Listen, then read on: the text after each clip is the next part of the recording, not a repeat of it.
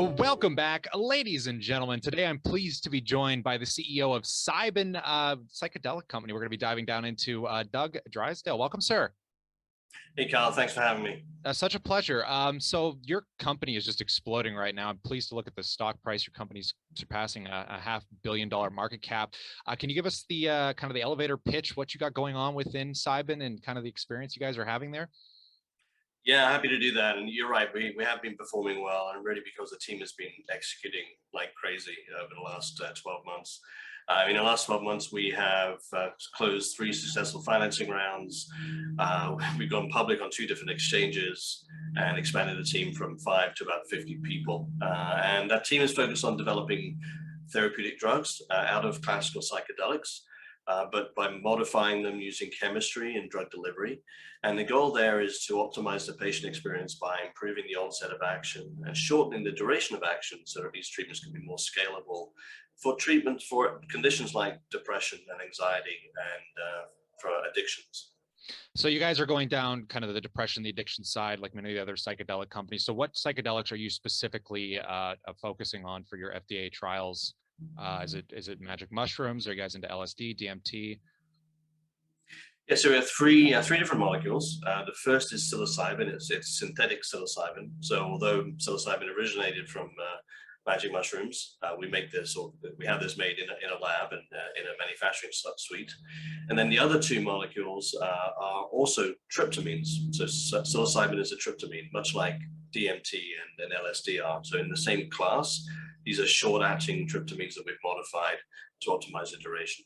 So 3 programs. The psilocybin program is for depression, and we've taken that psilocybin and put it in a sublingual film. So this is like a strip that goes under the tongue, and it's directly in contact with the membranes there, the sublingual membranes. And the goal is to deliver psilocybin really rapidly into the bloodstream and quickly to the site of action, and not having to go through the journey down through the GI tract and through the liver. So we should act faster, and we expect to have a shorter duration of action. And those studies should read out for that dosing profile and PK profile by the end of this year. And then the next 2 programs are, as I said, 2 short-acting tryptamines. One is for alcohol use disorder, and the other is for anxiety disorders, probably the most prevalent form of mental health disorder. Yeah, those are in preclinical studies right now, and I expect those to go into first-in-man studies in the first half of 2022, which is an exciting milestone for us. very nice. So all of your drug trials right now are just in the preclinical phase, as you guys kind of just test out the delivery systems and stuff like that, and then next year is when you're phasing up into phase 1 and phase 2. Yeah, we're hoping to see some of that, those human studies start this year for our depression program, with the first wave of data coming out around at the end of this year. And then the second half of that study for depression is an efficacy and safety program trial that we expect to read out around the end of 2022. Nice.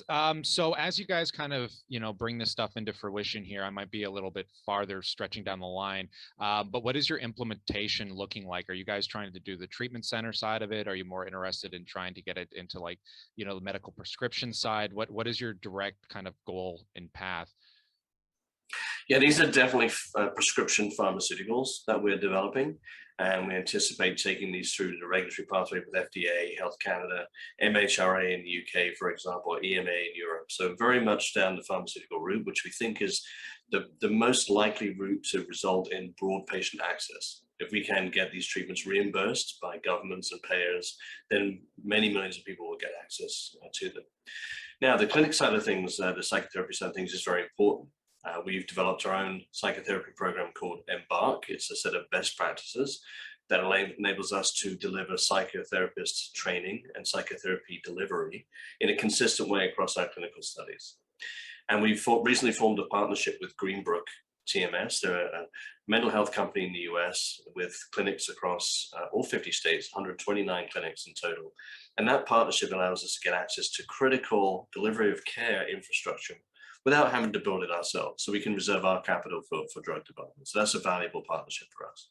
Yeah, I'm gonna say that's an extremely thought out strategic matter, because I'm finding that the way these psychedelic companies operate, they don't really seem exactly how to implement, say, into the actual psychotherapy side of it, because obviously that's very capital intensive.